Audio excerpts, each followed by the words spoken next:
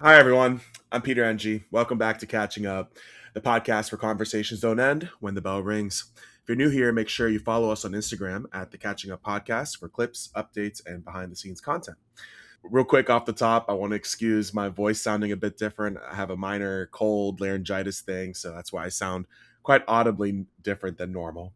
But I'm very blessed to be today with a good friend from UCF, Andres. He's been someone I went to UCF with, and I don't know if you remember this. We I'm sure you do. We took a lot of the same math classes together because you were in the engineering program at the time, right?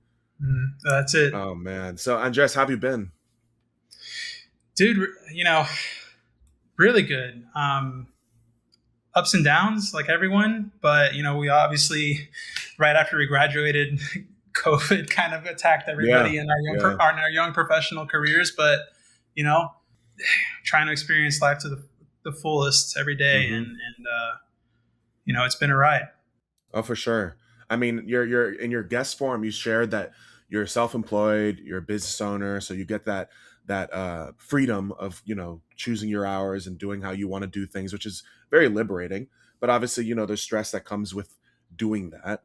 How much of a divert was that, or diversion, I guess, was that from like what you thought you were doing when you started at UCF? Well, what I thought was doing when I started UCF was engineering, and, hmm and I went. I mean, just the complete opposite direction. Graduated with a finance degree, and then out of UCF, I applied to a few, bank jobs. Had a couple offers, and then an old friend of mine from high school, brought me on to a small ticket brokerage company. Okay. So I started working. Actually, had a relationship with UCF, which is really working distribution for multiple teams, venues, anything from Broadway to wrestling to baseball. It was really fun, and I think to answer your question bluntly, the transition to being self-employed wasn't that difficult in the sense that that job kind of prepared me for it as it was. Mm, Um, because I had to deal with my own book of business to begin with. It was somebody else's money, but it was my own book of business. I had to manage the relationships, manage the inventory, the turnover, pricing, all yeah. this. So I got really early experience to a bunch of different hats. And I think that's been one of the biggest blessings of my, professional life is I've been exposed to so many things. Sure. Continue to be, honestly. That's led me to where I am now. Um, Co-founder of two companies. One is a collectible company, anything from action figures to trading cards, hmm comic books. That's pretty cool. Also a skateboarding, or not skateboarding anymore. I started off as just a skateboarding company, but now we're a sports performance company called Take Flight. Nice. Actually launching a beverage, to not give too much away in the next month. Okay. Okay. And yeah, it's and on top of that, I'm also doing a few other things on the side, hobbies, doing the tickets again, just because I enjoyed Yeah. the relationships that I had, and also getting into the car game a little bit, just because I enjoy collecting cars and cleaning them up. Okay. You're So hustling, man. You got yeah, that grind. trying, Okay. trying. No, that's awesome to hear. And the experiences that we had in college, because I graduated with a degree in molecular microbiology, hoping to go to med school and stuff, and that obviously wasn't my path. But Mhm. something I've shared often with students in high school is that even when there's times where you feel like, why am I doing this, or is this really what my path is, in the end result, it's not for not, right. There's no harm there because you're ultimately learning to learn. And especially from what you've shared, having that flexibility to apply yourself in many different sectors and say, okay, I can take some here, take some here, take some here. That's growth. That's really what it's Mhm. all about. That, sure, it may not have been the one-way street that you thought it was when you were younger, but you're able to kind of pick and choose from those past moments and make the most of it. So that's really incredible. It's cool that you've been able to do so much. The last guy I actually just recorded with, I'm hoping that episode comes out down the line. Well, it should, but the timetable for this, it'll be a little later in the year, like probably Mhm. June. He owns a trading card trading cards like store, and is Yeah. involved with that. And he was telling me all about like how intense that is, and because we grew up with like Pokemon cards being, and Hmm. he's about our age, but like Pokemon cards being like just entering the market, and to think how cyclical everything is, and it became such a huge thing all over again. Crazy. It's absolutely Yeah, crazy. it's kind of. I mean, I think it touches on and I'm sure you discussed it with him, but it touches on the whole nostalgia of everything, and Hmm. really, tugging at the heartstrings, so to say. I mean, from what I remember, and you probably discussed this with him, it's become 6 years ago, it was a $10 billion market, and today, this year, it's a $75 billion market. So, Wow. I Wow. mean, it's blown up. Yeah, I think we're kind of entering a period where people are kind of thinking about, things that make them happy a little more. And that Yeah. happened a little bit after COVID, but then kind of died down. And I think it's on the upswing again. It seems like a natural progression, just to kind of Hmm. go on a little bit of a tangent here. It seems like a natural progression just from like the constant screen time and devotion, and not even devotion, obligation to Yeah. being, consumed by these, you know, by these applications, and whether it's Instagram, whether it's TikTok or anything like that. So people kind of want to stop and smell the roses a little bit more. And I mean, I Sure. even see it within myself. So No, you're yeah, 100% I think right. that, yeah. I had to take about a 3 month break recently from like all social media. This is before I started doing the podcast, and the podcast truly has been great because it's allowed me to divert my resources and my energy elsewhere. Uh, Hmm. but it gets too much, there's so much that you're constantly being force fed, and our brains aren't really wired for this. So we're Hmm. kind of like in this weird state of our evolution and where we're at with like how our species is meant to strive and survive. We're not prepared for information overload 24/7, and it has really harmful effects for so many of us. So yeah, having those opportunities to pause and say, you know what, let me focus on something that brings me joy, let me focus on something that I'm happy to do, let me use some of my disposable income on fun stuff. Yeah. Like, why not? Speaking of fun stuff and incredibly healthy stuff, you said you're also doing Ironman. Your photo that will show up when I post about your episode, it's got you on the bike. I mean, that's a nice bike. My dad has one of those. Is this Specialized? The Yeah. bike you have? It's a Shiv. Yeah. Specialized Shiv. Nice, nice. Those are, I mean, those are quality bikes, but those are for like legit cycling. How long have Yeah. you been cycling? Well, that's an incredible tangent, because I don't know if you remember this, but you actually were the only one that commented on like one of my first bike pictures on Instagram during COVID. You're like, "Oh man, super nice bike." I don't know if Oh you remember that, yeah. but No, no, if that's you go back and crazy. look I at got it, to you'll look see it. back.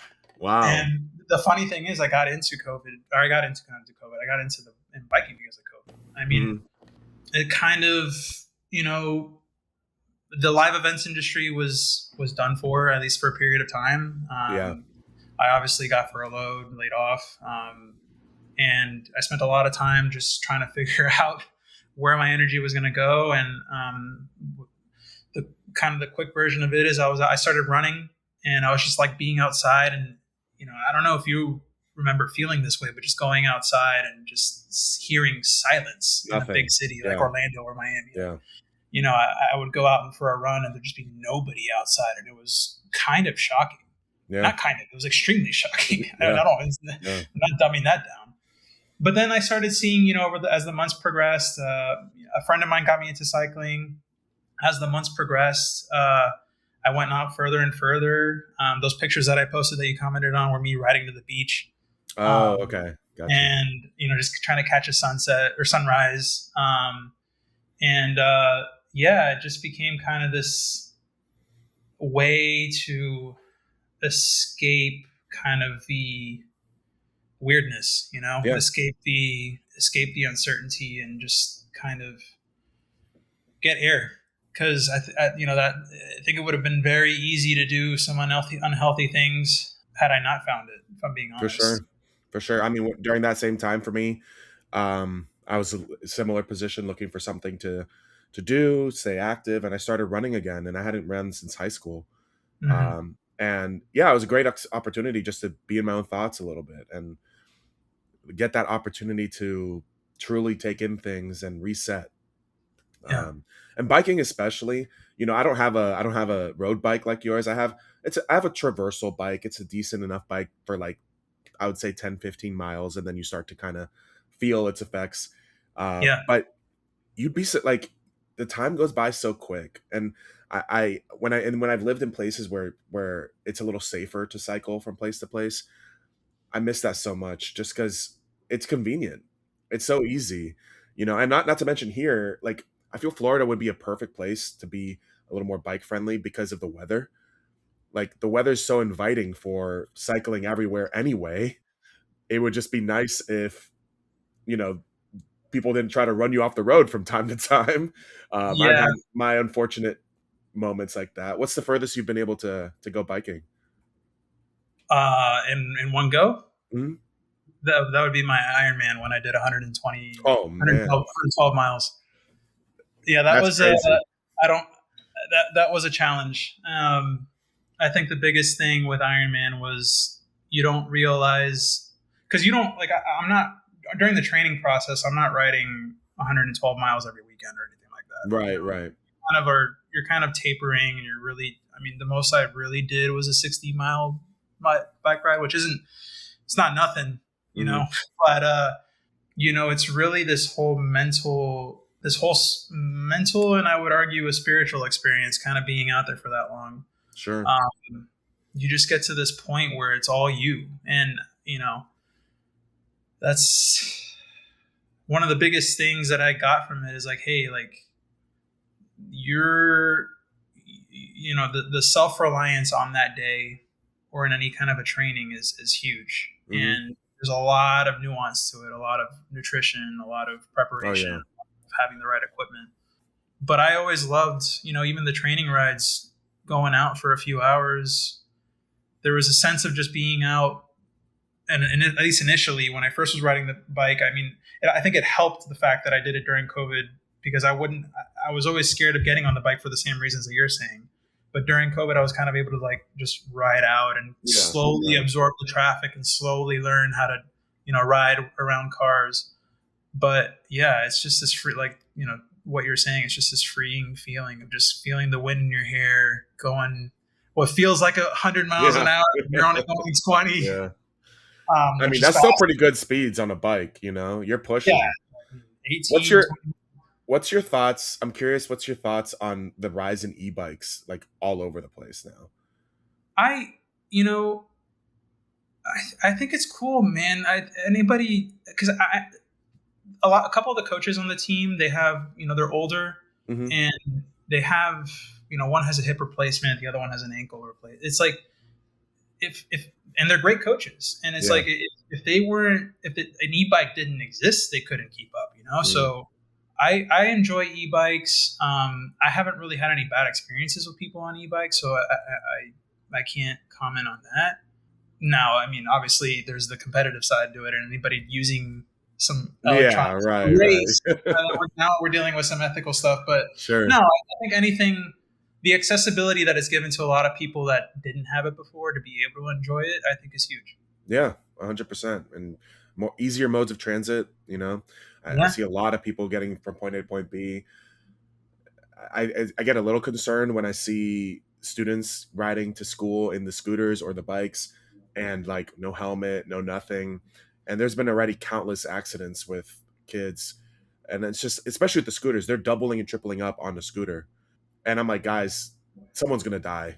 Like, truly, Mhm. someone was going to die from one of these things. And everyone's going to ask, why didn't we do more about this? And it's like, we've been trying to explain more about this, but the parents ultimately are the ones that buy their kids these products, and there's not a lot Mhm. of policing or teaching moments or opportunities to be like, look, if you're going to have this, it's like a car. If you're going to have this, there has to be some responsibilities you have to abide by.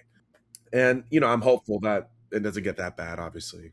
That's tough to hear. I mean, at the end of the day, like you said, it comes down to who's teaching them, how to be Yeah. responsible. And with anything, I mean, Yeah. Yeah. with Yeah. your computer, you need to learn responsibility. With your phone, with your car, with everything in life, there's a sense of responsibility that has to be learned.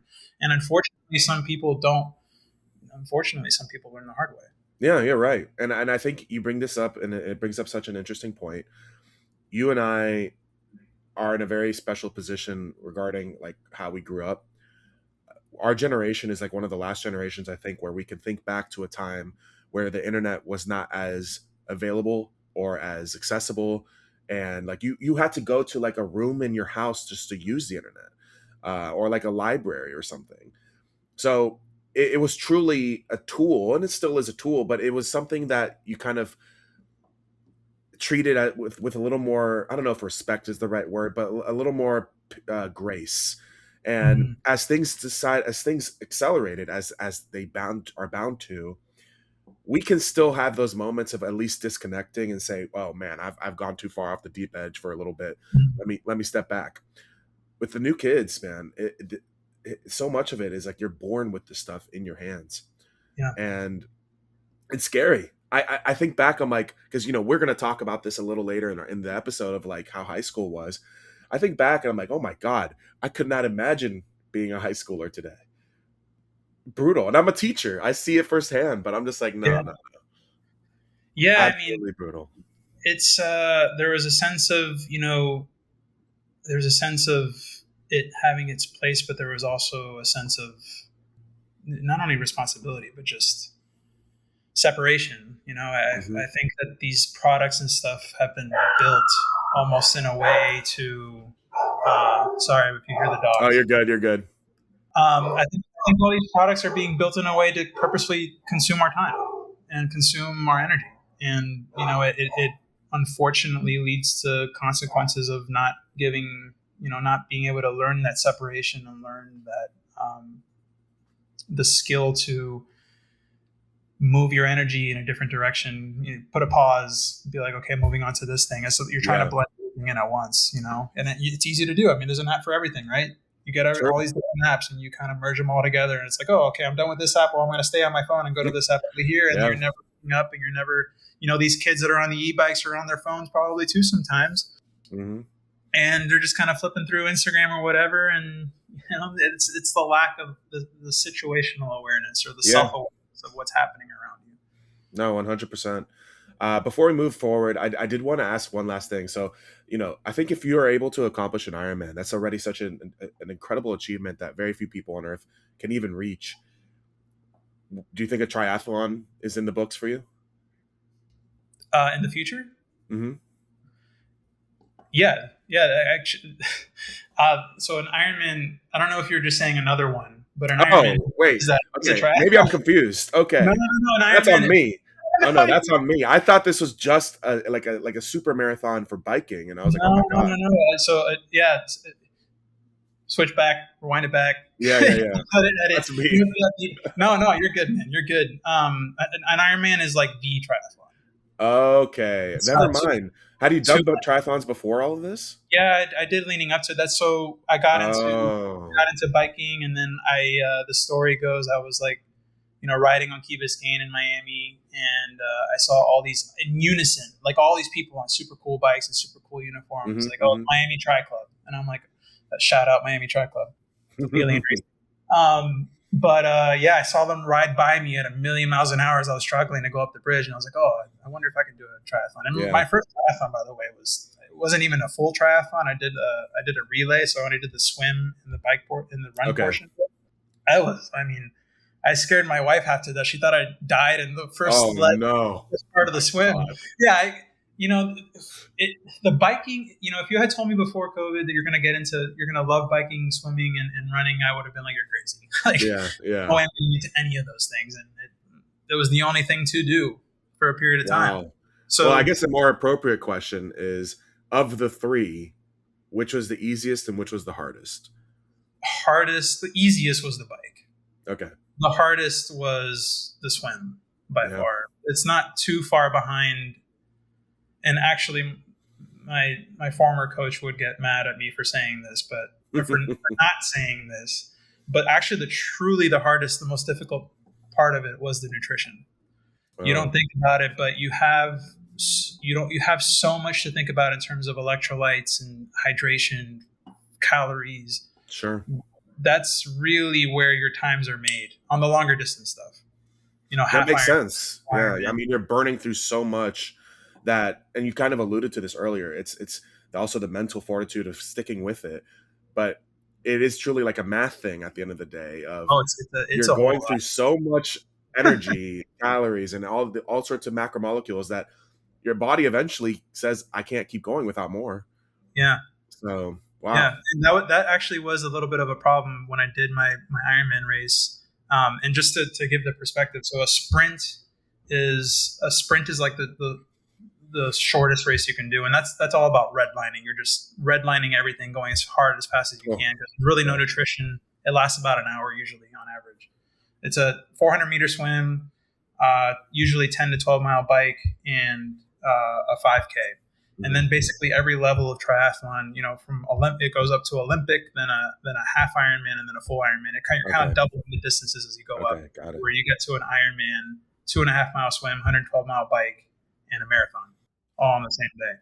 So So on you've climbed the Everest of triathlons, basically. Yeah, well, I mean, people come up with like ultra Ironmans and stuff like that now, where it's like super difficult, and I'm like, okay, well, yeah, I'm not gonna climb every one of those mountains, Sure, but sure, sure. but yeah, going back to the whole nutrition thing, I mean, one of the biggest challenges was getting out of the swim, because for 2.5 miles I couldn't take in any nutrition, so I was super Oh, dehydrated coming off the bike. And everybody is. I mean, mhm. you're not, everybody is dehydrated and depleted at that point. But I just remember like grabbing my bike and going to before going out on my bike, going to the bathroom just to be like, okay, like where am I at? Because usually talk about the color of your urine, you can kind of figure Yeah, out, okay, right.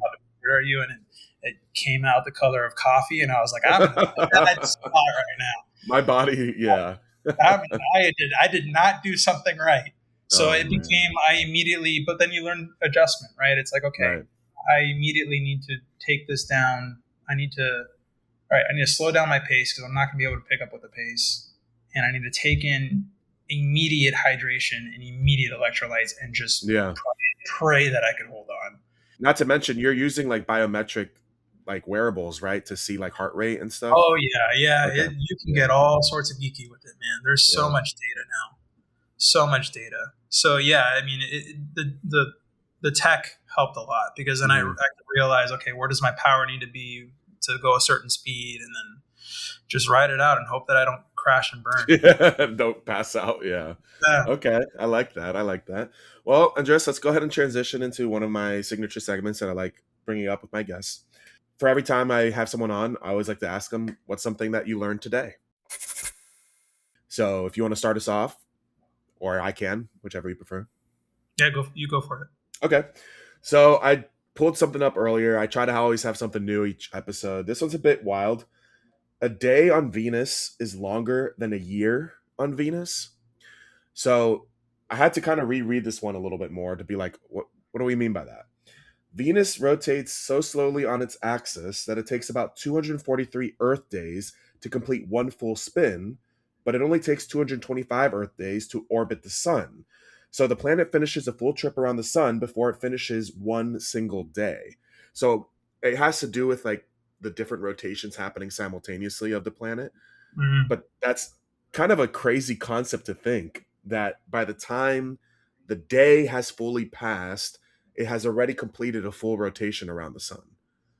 that is kind of wild. Crazy. Again, cool stuff to think about, cool nerdy things to kind of have in the back pocket, but yeah, that's kind of my fun fact that I picked up today. How about you?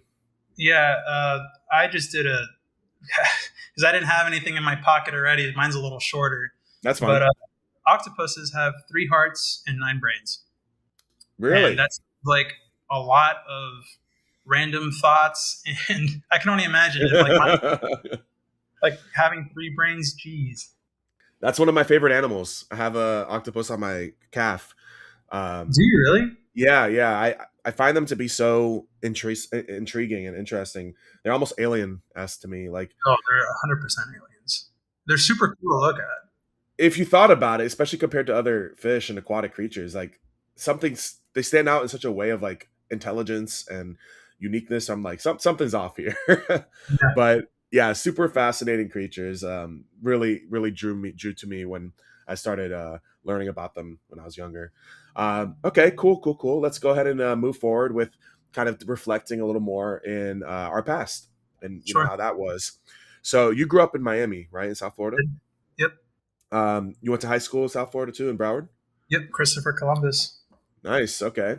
How was your? I mean, you both of us graduated high school same time, 2009. Mhm. Um, how would you say? Like, can you think of like one big memorable moment that stood out to you from high school?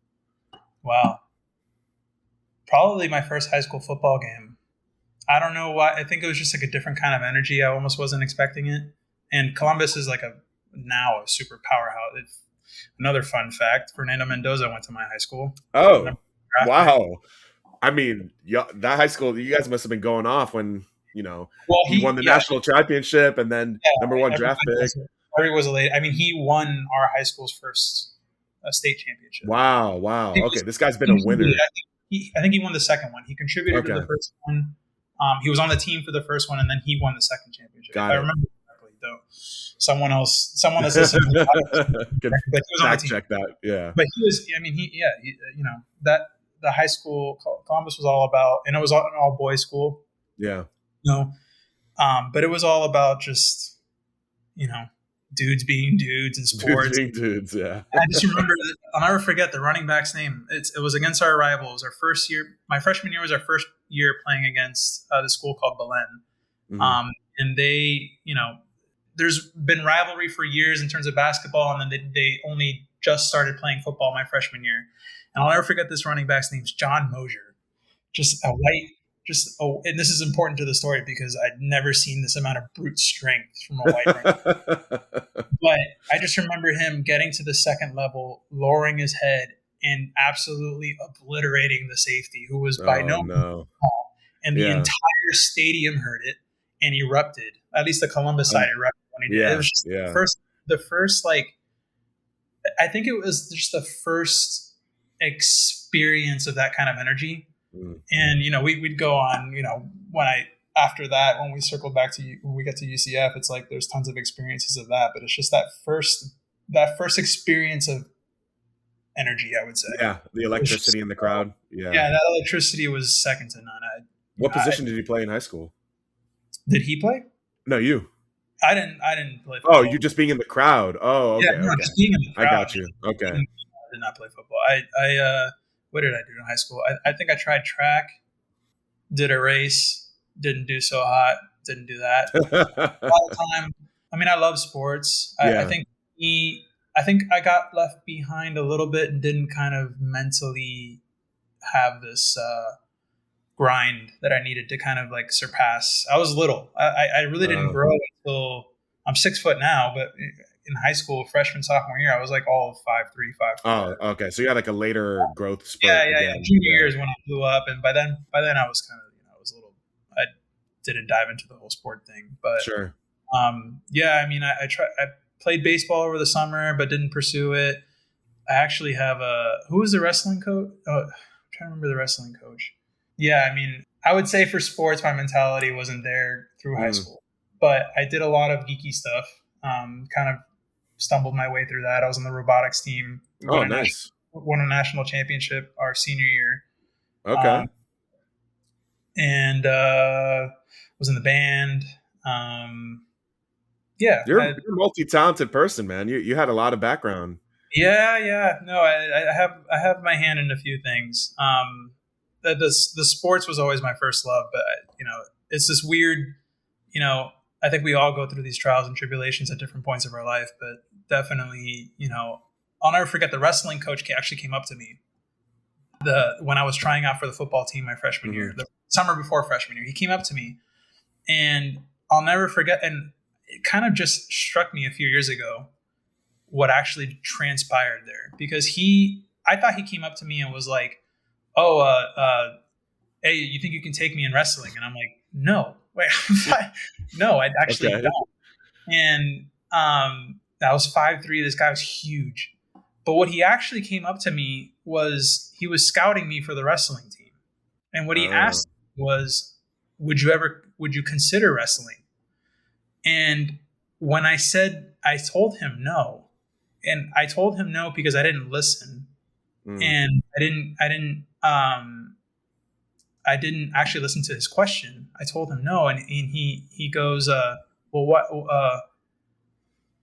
why? And I just said, I don't think I'd win. And I remember the look on his face being one of just tremendous like disappointment and sadness. Sure. And you know, maybe I actually heard the real question and kind of just it's fuzzy in my mind, but that's a I would say that was a huge moment when I kind of started talk about working on oneself, and over the last few years just remembering all these memories that just kind of didn't sit right with me, and going to this one is like, man, like that's where my head was at freshman year. Yeah. Yeah. And this, yeah, I'm obviously not that person anymore, but man, what a sad way to think. And I think we all go, I mentioned that story just because, I think I could sum up my high school experience in a similar, like not that I had a bad high school experience at all, but I Mm. think I was very much in the shadows, and unsure of myself, like we all are. Sure. Yeah. People Yeah. kind of navigate that a little bit better than others. But it was, yeah, that's kind of navigating that through high school was interesting. I think it helped going to the school that I did because it helped me, build some friendships and just a general attitude throughout the years of like, hey, like we're all boys here. Like we're all Yeah. hanging Yeah. out, we're all having a good time. Like yeah, there's school, but at the end of the day, we're learning to become men and learning to be better versions of ourselves. Sure. And it was I a knew some people who attended all boys or all girls schools. yeah. Did you guys have like a all girls equivalent that you guys would do socials with? Oh yeah, yeah. Okay. Okay. There was multiple. I mean, uh, Beach Bash and Black and White Party and all these. There was tons of involvement with the other, like I'd call them sister schools, or not Yeah. Yeah. call. Yeah. Okay. So you guys, that's the one thing I guess like I always think of when it's schools that are all boy or all girl. It's like, when do you get those opportunities, I think, to try to mingle with people of the opposite Yeah, sex? And it's cool that they kind of incorporate that or try to integrate that where possible. Um, I think you have to. Like, truth be told, I think it's an important aspect of growing up, right? Like, I think you mhm. have to be exposed to that, and you have to understand how to communicate with the other, the Yeah. other, and just kind of learn yourself, right? That's what it, at the basis of it. That's what it is. It's just kind of Right. like going through everything, going through different experiences, and just kind of learning. Stumbling your way through. Growing from experience. Yeah. That's it. The football scenario you told me, I had a very similar experience at UCF. So we can start to kind of move in that direction. Yeah. I am curious. So you grew, you're Latino as well. Yep. Um, Valcarcel, is that Colombian? No, it's Cuban, Spanish. Cuban. Okay, okay. Did your parents grow up? Now it's different because coming up in Miami, I know first of all, the Dolphins are big. The Yeah. U, there's a lot of big teams there. But I grew up in North Florida, and my parents are Dominican, so I didn't really. We watched the Super Bowl when it's on, obviously, like everyone else is, but football was not my scene. Yeah. Not until college, going to UCF games, did I have that electric moment that you were kind of sharing. That I felt the energy in the air, and I was like, "Oh my god, that was incredible." Do So you do go you ahead. remember? And I'll interject for 1 second. But do you Mhm. remember sitting in calculus, and this was during National Recruiting Day, and I just like was looking over at you. I'm like, dude, this is Jeff God, all these Central guys. I am telling Yeah, you, Jeff yeah. is going in the right direction. We had a lot You of were those moments, man. you were on the money for that. Godfrey We, was one of our goats, man. we had a lot of those moments, man. From lab watching, being in the labs, the engineering labs, watching, Hmm. the tournament, the March Madness, and yeah. No, I had to share that. I had to share those memories before I lost them. Oh no, you're fine. You're fine. Those are such. I remember those moments so fondly. Like when UCF beat Florida in basketball for the first Yeah, time. I was in Towers living on campus, and people were running through the hallways. People were reacting as if we just advanced to the Final Four, but yeah. like this is kind of speaks to like the drastic change that UCF has gone through athletically, which is cool to kind of be along for the ride. Yeah, like was football already a big part of your family growing up? You know, yes and no. I mean, I think my parents, not fair weather fans, but they're fans. But like, it's like if the team's winning, okay, we're all in. But if it's not, we're not diehards Yeah, anymore. yeah. But I think I had kind of attached myself a little more to it, specifically with the University of Miami. One of my earliest memories watching, sports was my mom clicking on the TV with the antennas, the 2001 national championship game. Oh yeah, Miami curb stomped Nebraska, yeah. and I just remember like feeling that energy from the TV and just being like, oh my god, this is awesome. Hmm. Um, Baseball was probably my biggest sport, my favorite sport, even though the Marlins, I mean, we have two World Series, but the Yeah, Marlins, yeah. and then the Dolphins were always there, but I don't know that they were my first love. I think my first love Gotcha. was and always continues to be college football. I just Yeah, think followed closely by high school football because I think it's just a genuine energy and a sure. genuine experience. It maybe a little bit less now with the NIL, Right, right. but still there. That's passion is still there. I agree wholeheartedly. Obviously, the professional leagues for all these sports have the highest level of play Yeah. and athleticism and things like that. But the energy you feel in the stadiums, in the arenas, that is incomparable. That's something that is just so electric, and that's what's so fun, truly. Well, the And devotion, right? I mean, I'm sure I don't know if you remember this, but in 2009 when UCF played Marshall on a Sunday and it was pouring rain, that and was the big one for me. That was dude, the one that won me over. yeah, I was still sitting in the stands, like, oh my Hmm. god, we're coming back, and it's just like, oh my, like, wow, like this is such You a remember you remember Bruce Miller's strip sack? yeah, So no, literally, I was dating a girl at the time, and we're in the student section. We're losing, and rain's coming down, and she's like, "Let's go." And I'm like, "Well, let's wait out this drive, and then fine." Then that strip sack happens. We scored after that. Momentum's back, and yeah, that was the moment that sold me. Or I was like, "Oh my god, this was incredible."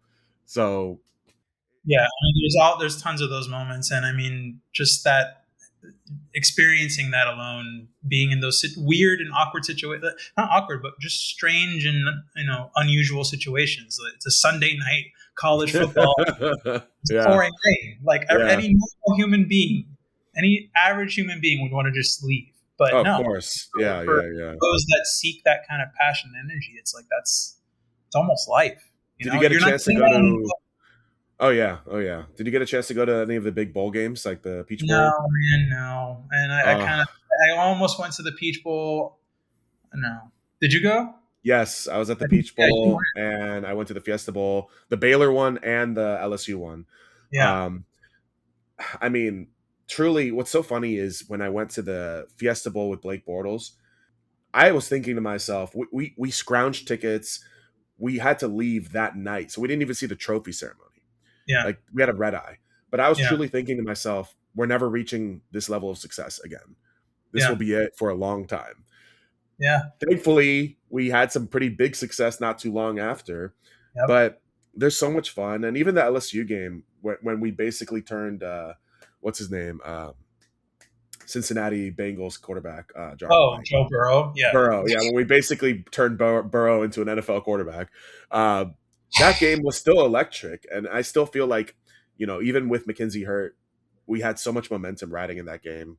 But it's a family. It truly feels like a family situation where you're just all bonded together around one I team. remember turning when I forget who hit Joe Burrow, but I remember turning to my wife and just being like, "We're losing this game," like because As soon as that happened, Joe Burrow is awakened, yeah, and hey, we had a hand in it. Woohoo! yeah, But he went undefeated the next year and yeah, blew it up. Yeah.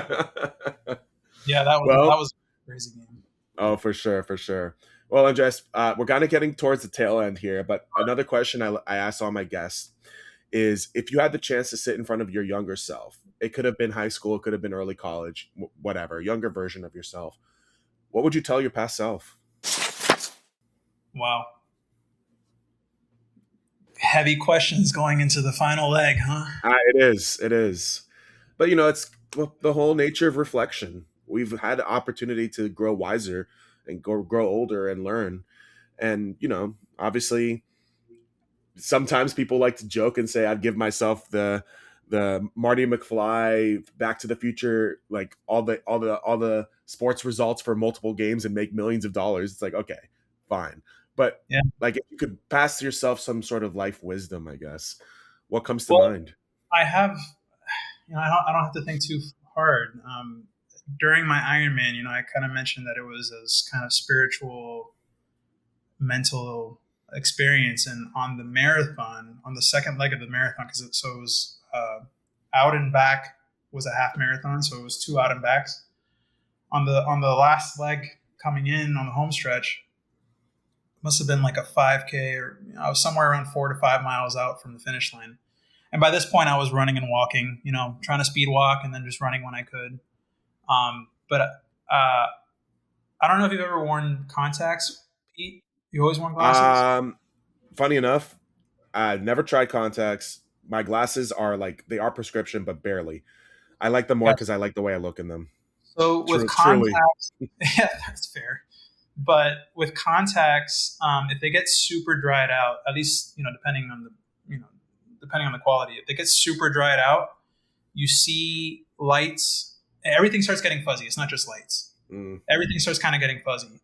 And I remember running, walking 4 or 5 miles out, and the lights, all of the lights just got super, like if they almost had a halo around them, and just getting really, really fuzzy. And I look and I'm like, wiping my eyes, like, oh my God, my contacts are drying out. This can't be happening right now. I stop and I put some water on my eyes. And then I look around and like everything else is clear. Everything else is clear except the lights. Yeah. I'm like, all right, I'm going to start running now. So I start running, and I don't know how else to say this, but I was hallucinating by this point. And I just remember seeing myself at 8 years old next to me. Wow. Okay. And, I had that little bit of a vision. And I just remember my 8 year old self kind of looking at me and just being like, we got this. Let's go. Come on. And I guess that would be my biggest advice is, or not, that's what I would tell myself is cheer harder for yourself, man. Yeah. Believe in Cheer harder yourself. for yourself for the small things, whatever the small thing is. Yeah. You have a good day. You sent you accomplished something, whatever the small thing is. You went for a walk. You did a small workout. Cheer for yourself. That's important. 100%. And what's really incredible is circling back to everything you had mentioned prior. In a moment where your body was clearly suffering physically through what you're going through, Mhm. I think your mental fortitude kind of helped give you that push in the form of seeing you as a younger version saying, hey, let's keep going. It's incredibly easy, I think, in those difficult times to succumb to, I'm done, finish here, quit, I hate this. But when you have that fortitude and that grit, I mean, the world's your oyster. Truly, you can do whatever you need to do and push. So that's incredible. That's a really cool accomplishment that you've been able to go through. And I think it's wise words as far as just being able to be your own cheerleader and say, hey, you know, celebrate the things that you're doing. Yeah. 100%. 100%, man. Well, Andres, this has been an incredible opportunity chatting with you. Is there anything you want to conclude with or leave off with? Only with the fact that I think this is an awesome idea for a podcast, man. I think you're on the right track, doing something super cool. And it's really exciting just to see someone. We haven't seen each other in 13 years. So just being able to Yeah. connect and just catch up a little bit. Um, I think that whether or not these podcasts are just kind of, experiences that you kind of go through with different people, students, friends, what have you, I think there's lessons in everybody's life. And it's really cool that, you're exposing people to just to share those things. I appreciate it. Truly, that's what it's been. It's just been a learning opportunity for not just people like you said that are listening in, but also me. I've always been someone very open to learning. I'm obviously a teacher, so it's kind of part of Yeah. the job. But I love getting to talk to people and get that aspect of like what brought you to where you're at, and Yeah. how did you get there. So it's just been awesome going through that whole process and that journey.